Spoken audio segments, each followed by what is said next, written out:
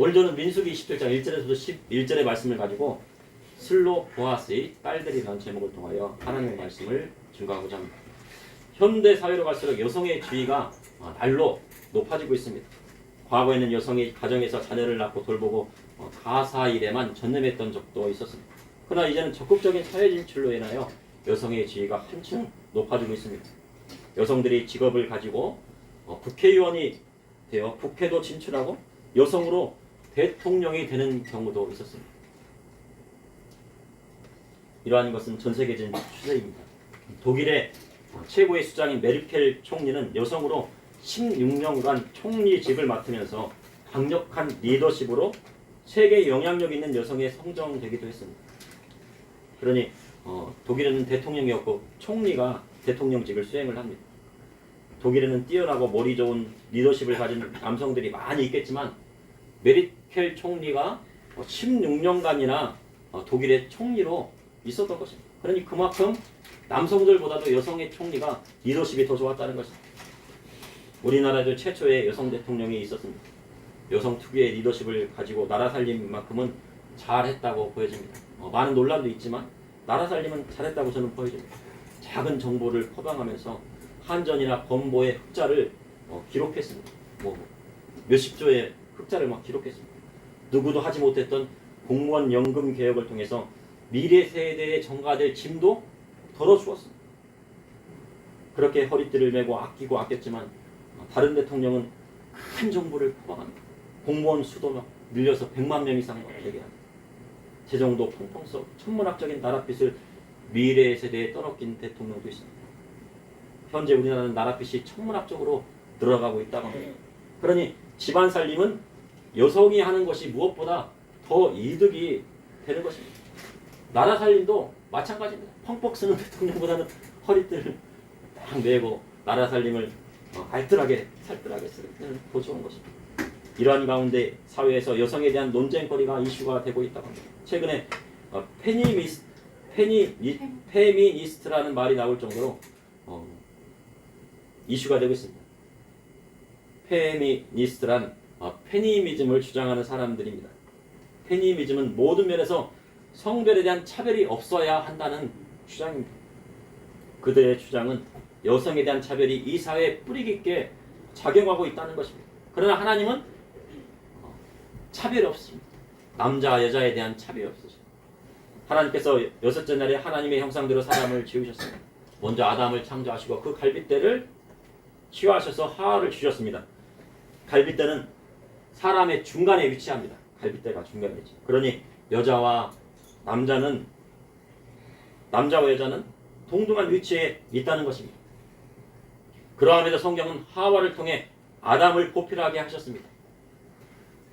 아담은 하와를 보고 내 뼈 중에 뼈요 내 살 중에 살이라 하고 하와를 보고 기뻐하며 사랑해 주었습니다.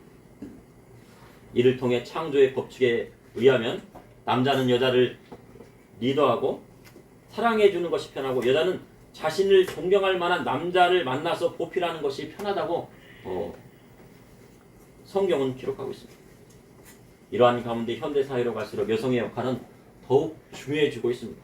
현재 초등학교에 가면은 대부분 여자 선생님이라고 합니다. 어린 여러분 초등학교에는 여자 선생님 많아요? 남자 선생님 많아요? 예, 여자 선생님 많아요. 남자 선생님 찾아보기가 어렵습니다. 그래서 여자 선생님들이 아이들의 교육을 맡아 대한민국의 미래를 만들어가고 있다고 해도 과언은 아닙니다. 그리고 여성 국회의원들은 여성 특유의 부드러운 리더십으로 대한민국의 정치계를 리더하고 있습니다. 그런 가운데 여성 징병제에 대한 논란이 제기되고 있습니다. 현재 저출산의 문제로 장병들의 수가 줄어들면서 나라의 근간이 흔들리기 때문에 나온 의견이라 볼 수 있습니다. 그래서 이스라엘처럼 여성도 군대 가야 한다는 의견이 나오고 있습니다. 적정기간 아이를 가지면 군대를 면제해주고 그렇지 못할 경우 의무 복무제를 적용해서 국방의 의무를 지우겠다는 것입니다. 그러나 저는 여성이 의무적으로 군대에 가는 것은 저는 반대입니다. 이에 따른 많은 논란이 제기되고 있습니다. 여성이 아이를 낳지 않으면 나라와 민족은 존재할 수 없게 되는 것입니다. 남자가 아이를 낳을 수는 없거든요. 이처럼 여성이 존중받아야 나라가 잘 되는 시대가 되었습니다. 오늘 본문을 보니 술로 보아스의 딸들이 모세와 대제사장과 족장들 앞에서 이의를 제기했습니다.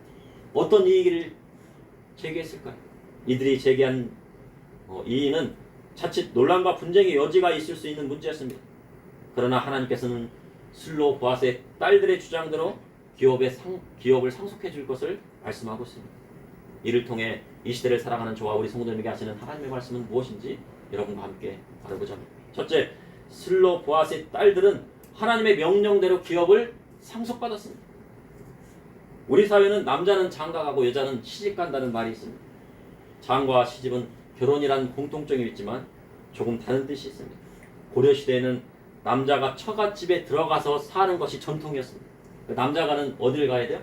장가를 가는데 처갓집에 들어가서 사는 것이 장가입니다. 우리가 잘 알고 있는 율곡 이의의 어머니 심사임당도 강원도의 평산 신씨의 대표적인 집안이었어요. 그런데 그의 남편 이원수가 어디 들어가 살았습니까? 평산 신씨의 집안에 들어가서 장가 들어 살았습니다. 그러니까 처갓집에 들어가서 산 거예요. 그런데 그것이 고려시대의 전통이었습니다. 이 문화가 조선시대까지 이어왔다는 것입니다. 그러나 조선시대 율곡권 문화에 가면서 이러한 문화는 사라지고 가부장적인 결혼 제도인 여자가 시집으로 들어가는 제도가 정착하게 된 것입니다. 이러한 것은 유교의 문화가 크게 작용했다고 봅니다. 그래서 이러한 문화가 상속법에도 적용이 되었습니다. 과거의 상속법은 아들이냐 딸이냐에 따라서 달라졌고, 결혼하고 결혼하지 않았냐에 따라 달라졌고, 출가했냐 출가하지 않았냐에 따라서 상속이 달라졌습니다. 현재 젊은 세대는 상속에 대한 관심이 별로 없는 것 같습니다. 그리고 효도에 대한 별 관심이 없는 것 같습니다. 이번 연휴에 100만 명이 명절을 맞아서 해외로 떠났다고 합니다. 100만 명이니까 얼마나 많은 사람들이 해외로 떠나갔습니다. 그런데 MZ 세대는요, 가족과 명절을 보내기보다는 해외 여행을 택했다고 합니다. 그런데 상속에 관한 것은 현대 사회로 오면서 우리나라는 법에 아들과 딸에 상관없이 1대1로 나누어 주게 되어 있습니다. 그러니 부모의 의지와는 상관없이 형제끼리 자매끼리 소송하면 똑같이 나누어 받을 수 있다는 결론이 나옵니다. 그러나 성경은 상속은 부모의 권한 안에 있다고 말씀하고 있습니다. 그러니 효도하는 자식에게 더 많은 재산을 물려줄 권한이 누구에게 있습니까? 예, 부모에게 있다는 거예요. 그 권한을 누구에게 주셨어요? 하나님께서 부모님에게 주셨다는 거죠. 잠언 19장 14절에 집과 재물은 조상에게서 상속하니와 슬기는 아내는 여호와께로 말미암느니라. 현대 사회는 조상에게서 집과 재물을 상속받지 못하고는 기업을 일으키기가 어려운 시대가 되었습니다. 후손들이 조상들의 땅과 기업을 이어받지 못하고 그것을 이어받아 그것을 일구는 것이 하나님의 뜻입니다. 그리고 그것을 죽기 전까지 가지고 있다가 자식에게 물려주는 것이 성경이 말하는 상속법입니다. 그러니 그 재산을 상속받기 위해서라도 억지로 효도하였습니다.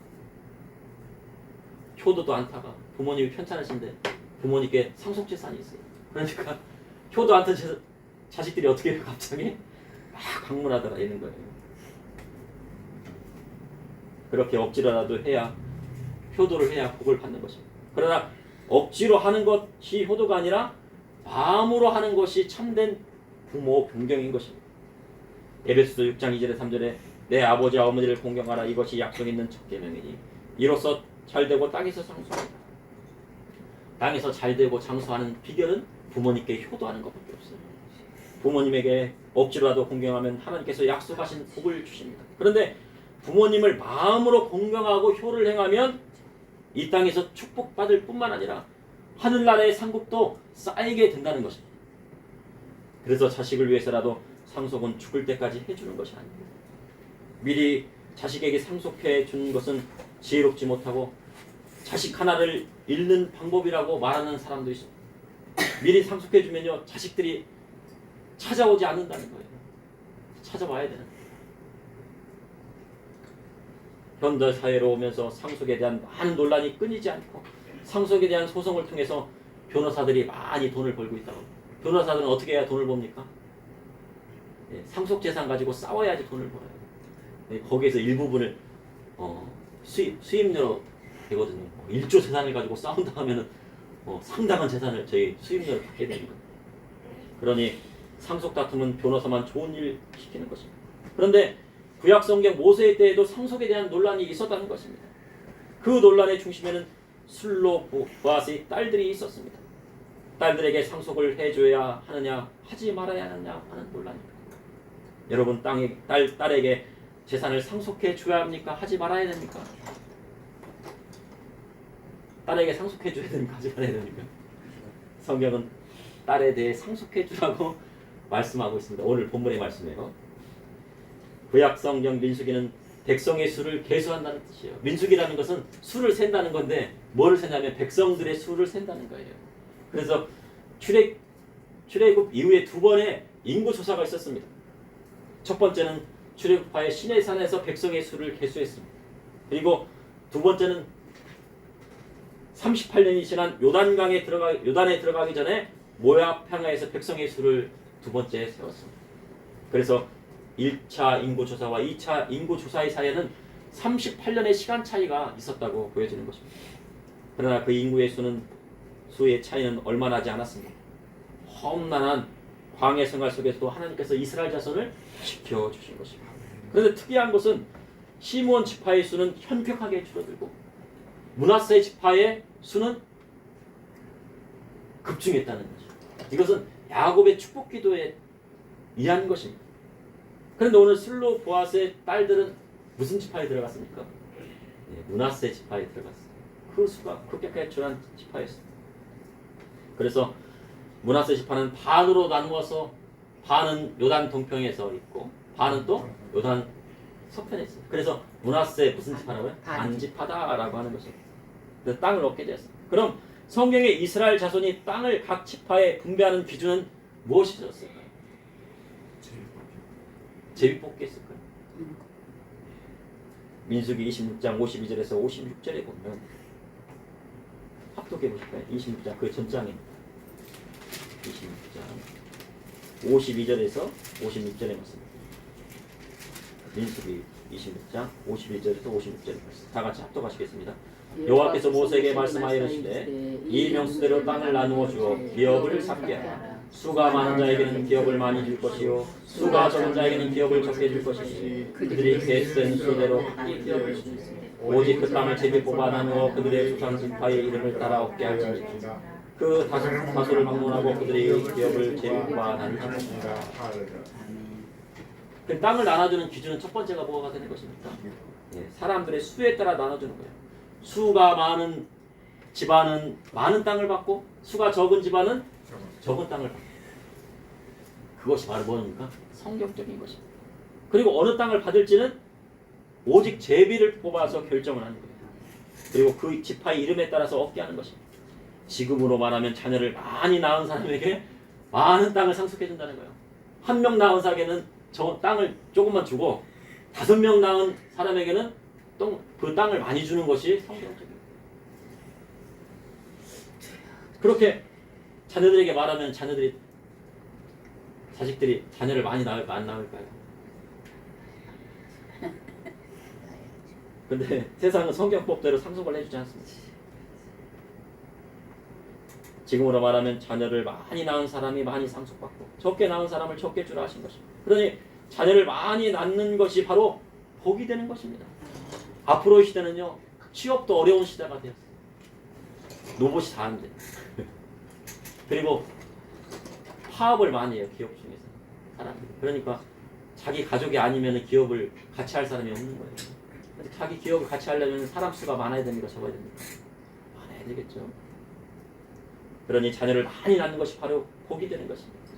만약 이러한 기준을 현대사회에 적용한다면 저출산의 문제는 말끔히 해결되어진다고 보는 것입니다. 그러니 하나님 말씀대로 조상들의 기업을 자식에게 물려준다면 효도하지 말라고 해도 않을 자식이 없는 것입니다. 그런데 므낫세 지파 슬로보아스의 딸들에게 문제가 생겼습니다. 어떤 문제가 생겼을까요? 슬로보아스는 므낫세 지파에 속한 사람으로 아들 없이 딸만 5을 낳았습니다. 딸을 5 낳았으니 딸 부자입니다. 그래서 광야에서 죽었습니다. 그러나 당시 관습에 따르면 아들에게만 주어지는 상속으로 인하여 아버지의 유산을 하나도 상속받지 못하게 된 것입니다. 그래서 슬로보아스의 딸들에게 기업을 상속해달라고 슬로보아스의 딸들이 기업을 상속해달라고 청원한 것이에요. 그런데 그것이 받아들였습니다. 그것이 바로 성경의 상속법인 것입니다. 둘째, 신앙의 유산은 믿음의 딸들로부터 상속되어지는 것입니다. 민수기 17장 1절에 2절에 요셉의 아들 므낫세 종족들에게 므낫세의 현손 마길의 증손 길르앗의 손자 헤벨의 아들 슬로보앗의 딸들이 찾아왔으니 그의 딸들의 이름은 말라와 노아와 호글라와 밀가와 디르사라. 그들이 회막문에서 모세와 제사장 엘르아살과 지휘관들과 온 회중 앞에 이르되 슬로보앗은 5 딸들이 기업을 얻기 위해 회막문에서 모세와 제사장 엘르아살과 지휘관들과 회중 앞에서 서게 된 것입니다. 당당하게 섰습니다.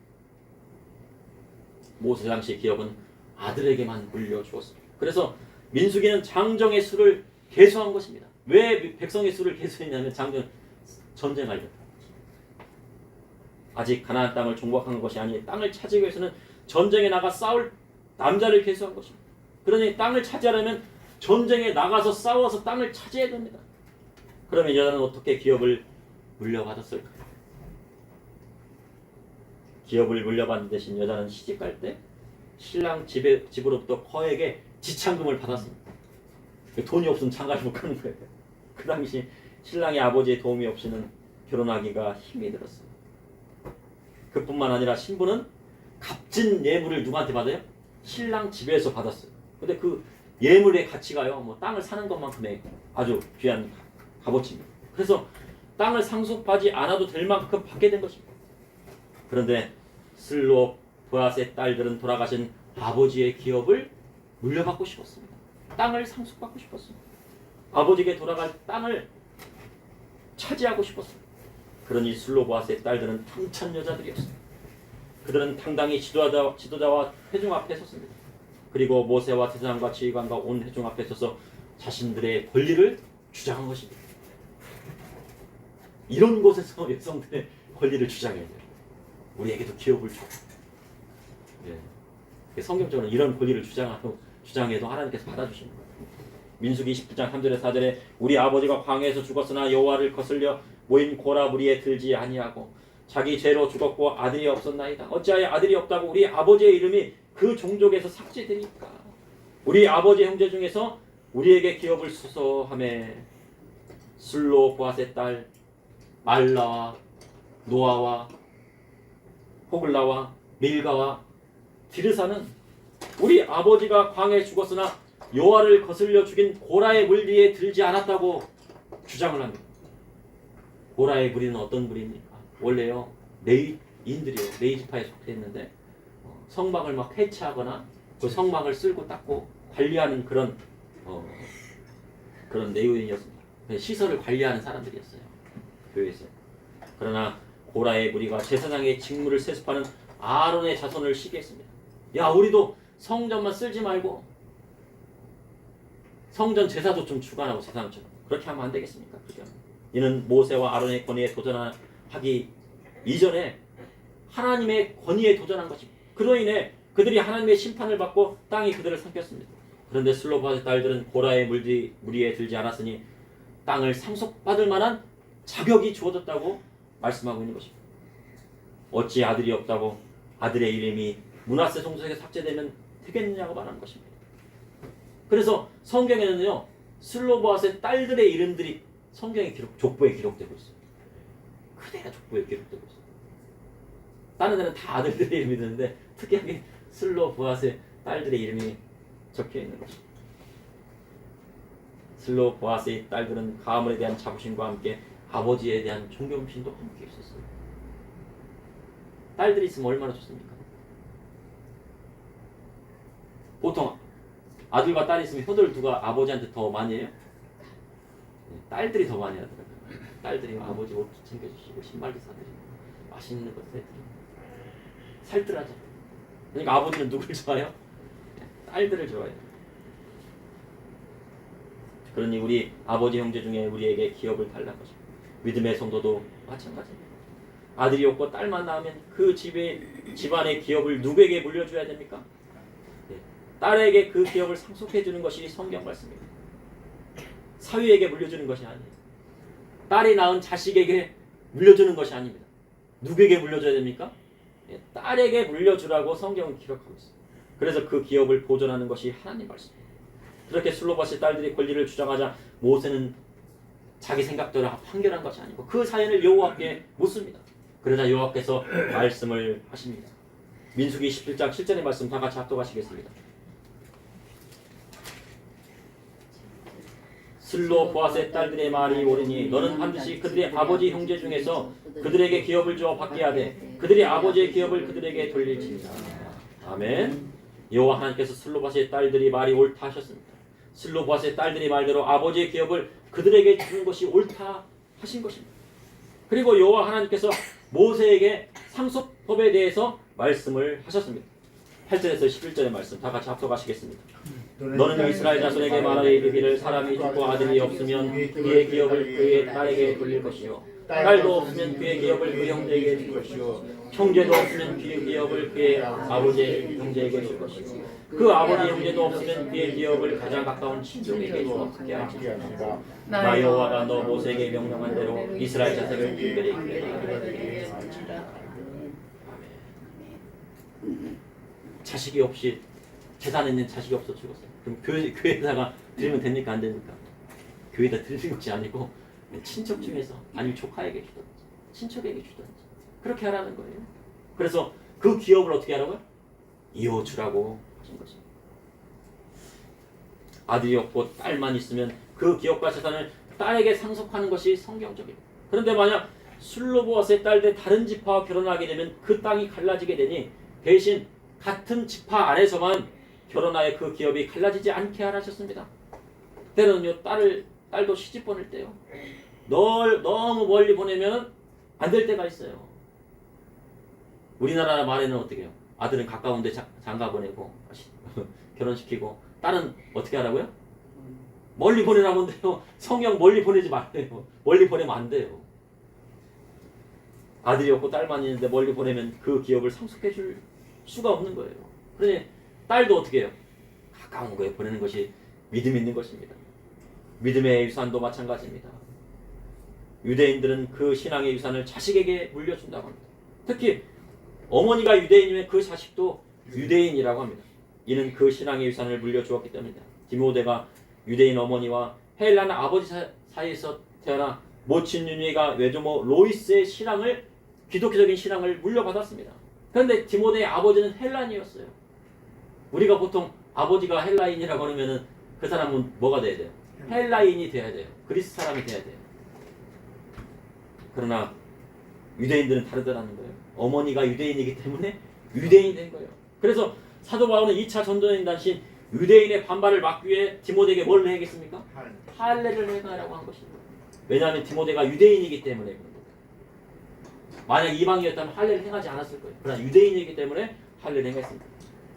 자식은 어머니의 신앙을 물려받게 되었습니다. 그래서 어머니의 기도가 아들을 변화시키고 그를 하나님을 믿는 신앙 안에 있게 하는 것입니다. 그러니 신앙의 유산에서 믿음의 딸의 역할이 얼마나 중요한지 알 수가 있는 것입니다.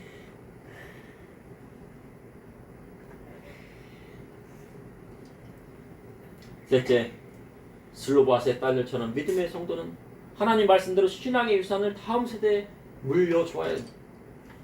슬로보아스는 므낫세 지파에 속해 있었고 그의 아버지 헤벨은 5 아들이 있었습니다. 아들만 5이었어요. 그런데 이 슬로보아스는 몇째 아들이에요? 말째 아들이었습니다. 말째 아들인데 그 말째 아들이 몇 명을 낳았다고? 딸 5을 낳았다는 얘기예요.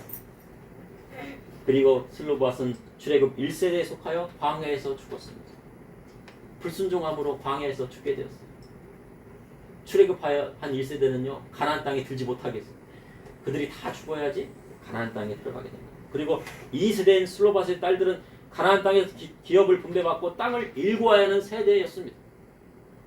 우리나라의 신앙 1세대라 하면요 일제강점기를 지나 6.25 전쟁을 치르면서 치열하게 목숨 바쳐서 신앙을 지키며 다음 세대에게 신앙을 전한 세대라고 볼 수 있습니다. 그리고 2세대는 어떤 세대입니까? 70년대, 80년대, 90년대에 이르러 교회의 폭발적인 부흥과 함께 교회의 부흥을 체험했던 세대라고 할 수 있어요. 우리 성도님은 몇 세대에 들어갑니까? 그리고 이제 2000년 이후에는 교회가 안정기에 들어갔습니다. 천만 성노예. 그리고 우리나라의 정치, 경제, 문화를 주도하면서 이제는 다음 세대 제4세대 물결을 가지고 세계 한국교회에 영향을 끼치는 세대에 이르렀다는 것입니다. 그 안에서 믿음의 딸들의 역할이 중요했습니다. 우리나라 한국교회의 부흥을 누가 이끌었어요? 큰 목사님들이 이끌었지만요. 저는요 그 안에는 뭐냐면요 여자 성도님들, 요 전도회에서 막 얼마나 그냥 가서 전도했으니까 여성들의 힘이 컸다고 저는 보여져요. 한국교회를 보면 대부분 남성들보다는 누가 많습니까? 여성들이 많은, 여자들이 많아요. 그 신앙을 여성들이 주도했다고 해도 과언은 아닌 것입니다. 그 열매들이 다 천국에 다 쌓여 있어요. 2000여 년 예수님 당시 주님을 가까운 곳에서 따르며 보필한 사람 중에서는요 많은 여인들이 있었습니다. 여인들이 빚도 없이 값도 없이 헌신하며 예수 그리스도의 사역을 도왔습니다. 그리고 예수님 십자가에 달려 돌아가실 때 그 곁을 지켰던 사람 중에 남자는요 제자 요한밖에 없었어요. 그리고 대부분 다 누구예요? 모두 여자였어요. 여자들의 그 이름이 쭉 나열되어 있어요. 믿음의 성도는 이 땅에서 기업을 자녀에게 상속해주고 땅을 자손에게 물려주어야 할 책임이 있습니다. 그렇지 못하면 자녀 세대가 세상을 살아가는데 많은 어려움을 겪게 되는 것입니다. 그리고 자녀들은 부모님을 공경하고 효도함으로 이 땅에서 잘되고 기업을 물려받는 믿음의 사람이 되어야 하는 것입니다. 그러나 세상 사람들은 기업을 자녀에게 물려주지 않고 누구에게 물려준다고 해요? 어떤 경우는요 천문학적인 재산을 개나 고양이에게 물려주는 경우도 있답니다. 지난번에 중국 사람은 한 20억 되는 재산을요 자식들이 아픈데 찾아오지도 않는다고 고양이가 개한테 물려줬다고 합니다. 얼마나 자식들이 효도를 안 하면 좋겠습니까? 그리고 기업을 자녀에게 상속해 주는 것이 잘못되었다고 말하는 사람도 있다는 것입니다. 그러나 성경은 이 땅에서 일굴 기업을 자녀에게 상속해 주라고 말씀하고 있어요. 그런데 이 땅에서 기업을 상속받는 것도 중요하지만 그보다 중요한 것은 무엇입니까? 하나님 나라의 유업을 상속받는 것입니다. 이 땅에서의 기업도 상속받아야 돼요. 이 땅에서 기업을 상속받았는데 하나님 나라의 유업은 상속받지 못하면 그건 헛거예요. 만약에 이 땅에서 상속받지 못했으를 땅을 상속받지 못했으를 하나님 나라의 유업만큼은 상속받았다고 하면 그 사람은 성공한 사람. 그런데 이 땅에서도 또 땅을 기업을 상속받고 하나님 나라에서도 또 큰 기업을 또 하나님 나라의 기업을 상속받았다 하면요 그 사람은 이 땅에서도 잘 되고 하늘나라에서도 복된 사람이 되는 것입니다. 사람이 이 세상을 떠나면 끝이 아닙니다. 히브리서 9장 20절에 한 번 죽는 것은 사람이 정한 것이요 그 후에는 심판이 있으리니 사람이 한 번 죽는 것은 정해진 것입니다. 그러나 그 후에는 심판이 있다는 것입니다. 사람이 죽으면 유불로자들이 말하는 것처럼 없어지는 것이 아니라 그 후에는 천국과 지옥이 분명히 있다는 것입니다. 슬로 보아시 딸들처럼 이 땅에서 조상들이 주는 기업을 상속받고 일궈야 합니다. 그리고 예수님을 믿고 따르는 믿음의 성도에게는 하나님 나라의 유업인 천국에 들어가기 위해 이 땅에서 믿음 아래서 살아야 한다는 것입니다. 그래서 믿음의 성도는 이 땅에서도 잘 돼야 돼요. 이 땅에서 못 되면 됩니까? 안 됩니까? 안 돼요. 이 땅에서 잘 돼요. 그리고 예수님을 믿고 그리스도의 복음의 말씀대로 살다가 우리의 생명이 끝나는 날에 영원한 하나님 나라의 유업을 상속받는 사람이 되어야 하는 것입니다. 바울은 우리의 시민권이 하늘에 있다고 말씀하고 있습니다. 빌립보서 3장 20절에 그러나 우리의 시민권은 하늘에 있는지라 거기로부터 구원받는 자 곧 주 예수 그리스도를 기다리노니 믿음의 성도의 시민권은 하늘에 있는 것입니다. 그래서 예수님을 믿고 구원받은 자는 다시 오실 예수 그리스도를 기다리는 사람입니다. 그래야 할 때 하나님 나라의 유업을 받게 될 것입니다. 세상은 날로 악해져 가고 있어요. 믿음의 사람은 그렇지 않죠.